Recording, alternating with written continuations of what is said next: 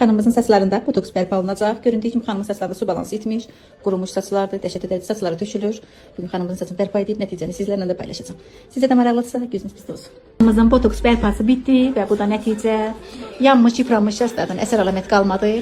Şüşə kimi saçlara sahib oldunuz. Həmişə gözəllikdə. Sizin də belə yanmış, qurumuş saçlarınız varsa bizə müraciət edin. Biz sağlam şəkildə saçlarınızı bərpa edirik.